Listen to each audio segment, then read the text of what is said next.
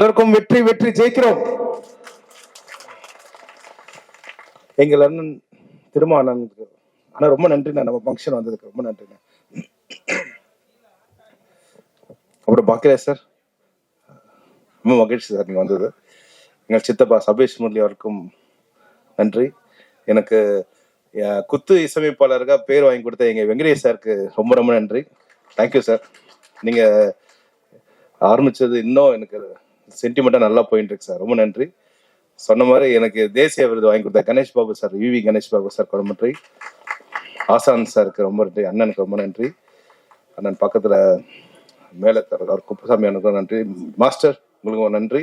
எட்டு சார் நன்றி நன்றி. லியோனி சார் ரொம்ப நன்றி சார். அண்ட் இந்த படத்தில் கதாநாயகன் வாழ்த்துக்கள் வாழ்த்துக்கள். And heroine ma'am Gayathri ma'am, I want so இல்லை எல்லாரும் மேம் மேம். ஸோ காயத்ரிக்கு ரொம்ப நன்றி. அந்த கோ ப்ரொடியூசர் மேம்க்கும் ரொம்ப நன்றி. பாரிஸ்ல லைவ்ல பார்த்துட்டு இருக்காங்க. அந்த எல்லாருக்குமே நன்றி. அண்ணன் ஸோ முக்கியமாக நான் வந்தது டைரக்டர் வாழ்த்துக்கள். டைரக்டருக்கு அரங்கமன் நனைந்த நல்ல ஒரு பலத்த கரோஷம் கொடுங்க. ஏன்னா நல்ல ஹார்ட் ஒர்க்கர். அந்த இப்போதுமே வந்து சின்ன சின்ன விஷயங்கள் அதாவது நேர்த்தி ரொம்ப அழகாக இந்த படத்தை கொண்டு வந்திருக்காரு. ஸோ அவருக்கு மனமான வாழ்க்கை. ஸோ அப்பாவை வாழ்த்தி ரொம்ப ரொம்ப ரொம்ப மனசு ரொம்ப சந்தோஷமா இருக்கு. அப்பாவோட நிகழ்ச்சியில் நான் கலந்துக்கிறேன்னு சொல்றதுக்கு. ஸோ இந்த அரங்கமே அதுற மாதிரி அப்பாவுக்கு பலத்த கரகோஷம் கொடுங்க.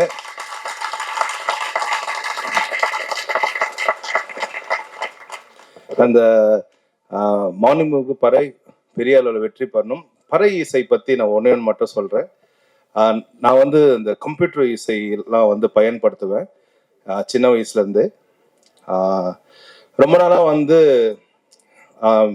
மேல்நாட்டு இசை கருவி தான் வந்து அந்த கம்ப்யூட்டர்ல இருக்கும். கிட்டார் இருக்கும், பியானோ இருக்கும், சாக்ஸபோன், ட்ரம்பட் இருக்கும், அப்புறம் வந்து ஃப்ளூட் இருக்கும், அப்படி இருக்கும்.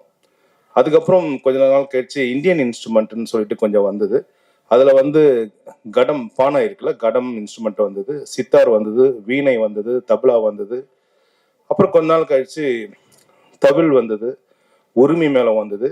நான் யோசனை பண்ணிட்டே இருந்தேன், எல்லாமே இன்ஸ்ட்ருமெண்ட் வருது, ஆல்மோஸ்ட் எல்லாமே வந்து அந்த பறை ரிதமே வர மாட்டேங்குதுன்னு சொல்லிட்டு அது ஒரு 5 வருஷம் முன்னாடியே வந்துருச்சு.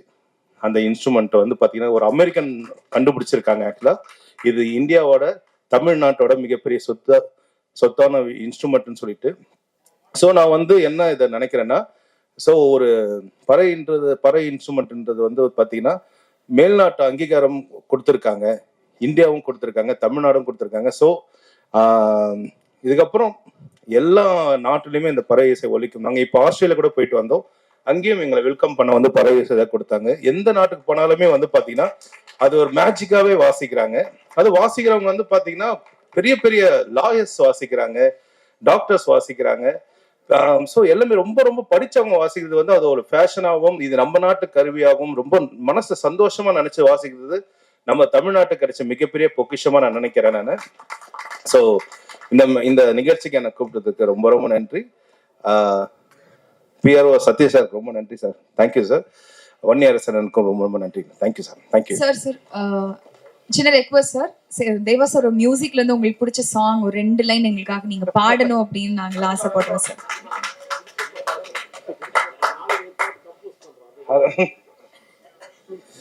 அதாவது அப்பாவோட சாங் வந்து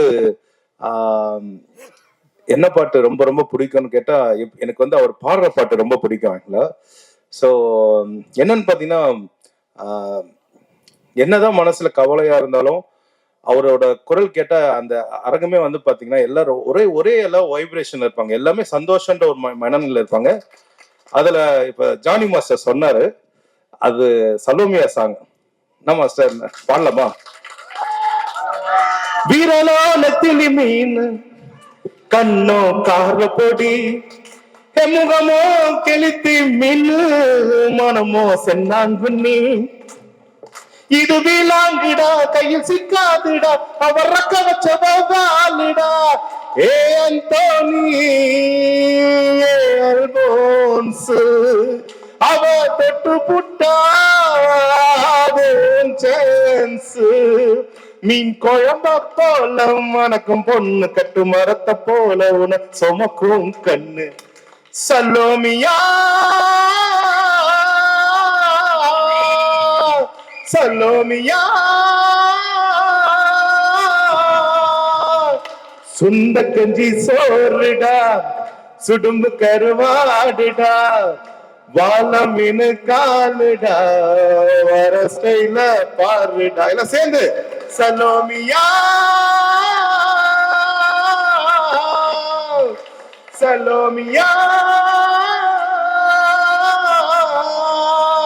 நன்றி master. Thank you thank you thank you thank you thank you so much sir.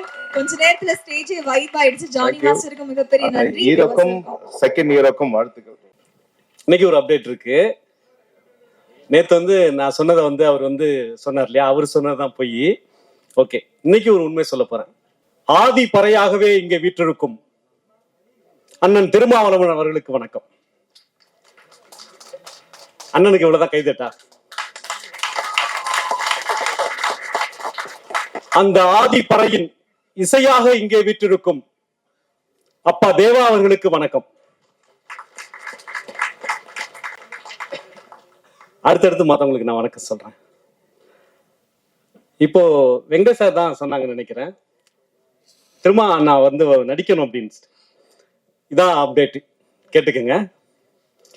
ஏற்கனவே ஒரு படம் இருக்கு, அண்ணன் திருமா அவர்கள் அவங்க பேசும்போது அவங்க பேசுவாங்க, அதை பத்தி ஒரு படம் இருக்கு, தொடங்கப்பட்டுச்சு.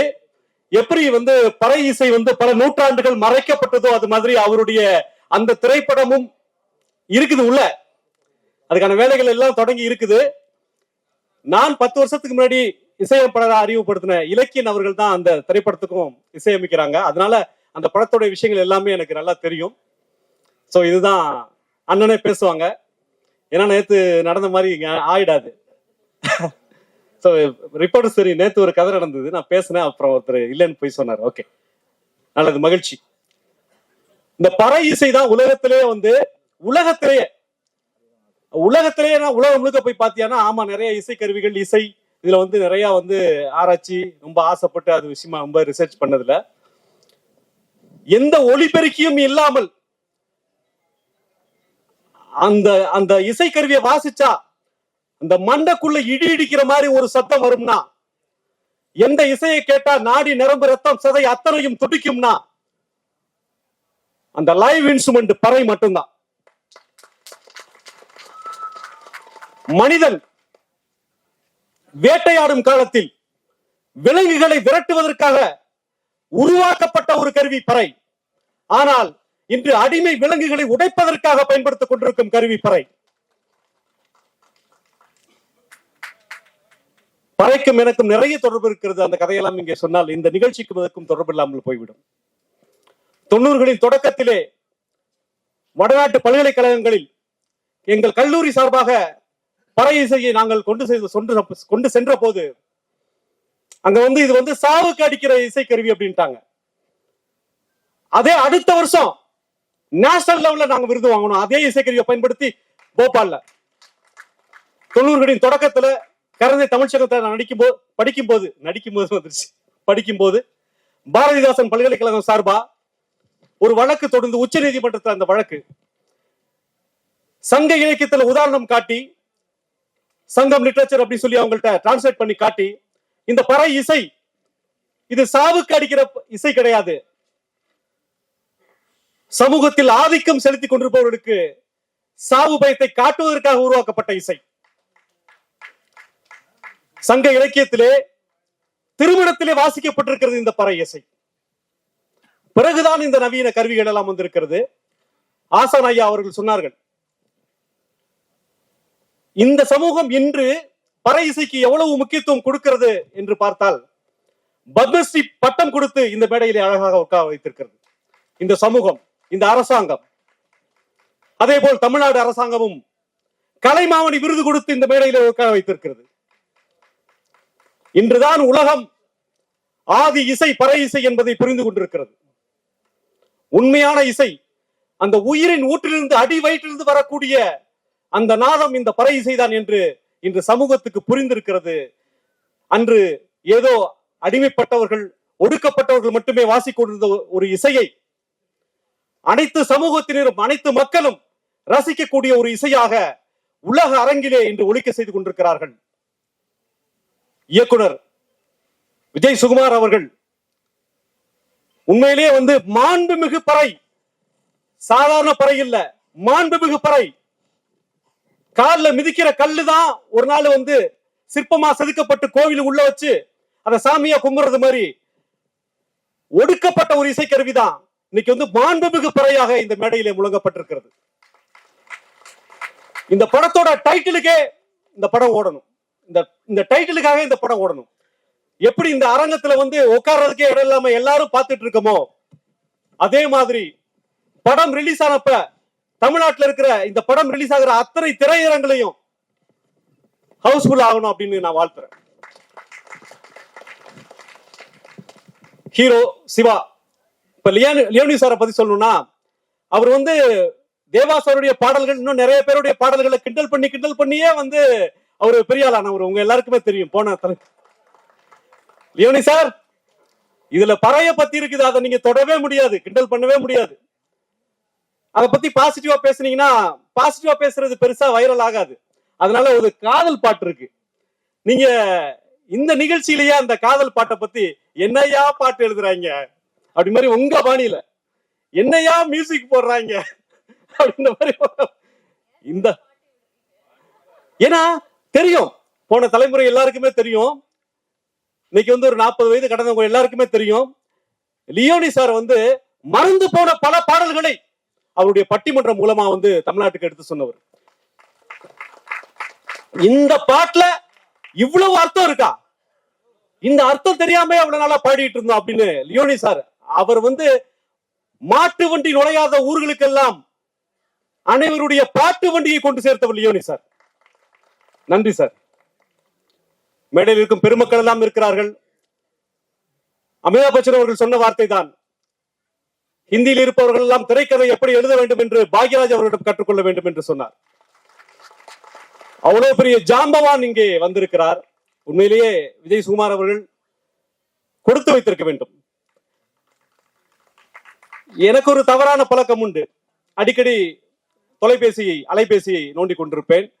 ஒரு மெசேஜ் வந்துச்சு பிரான்ஸ்ல இருந்து. சகோதரி பவானி, இந்த நிகழ்ச்சி லைவ்ல பார்த்துட்டு இருக்கோம் அப்படின்னு சொன்னாங்க. பவானின்றது வேற யாரும் இல்ல, இந்த படத்துடைய கோ ப்ரொடியூசர் நக்கீரன் அவர்களுடைய சகோதரி.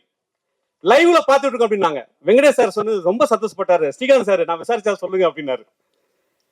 சோ இணை தயாரிப்பாளர்களுக்கும் முரளி அவர்களுக்கும், முரளிக்கு 2 முரளி இருக்காங்க. இந்த படத்துடைய எக்ஸிகியூட்டிவ் ப்ரொடியூசர் முரளி இருக்காங்க, அப்புறம் அண்ணன் முரளி இருக்காங்க. எல்லாருக்கும் என்னுடைய வணக்கம். ஆசான் அவர்களா இருக்கிறாங்க. எல்லாருக்கும் நான் கேட்டுக்கிறது என்னன்னா, இந்த கூட்டம், இந்த படம் ரிலீஸ் ஆகும் போது திரையரங்கம் எங்கும் இருக்க வேண்டும். வாழ்த்துகிறேன். நன்றி.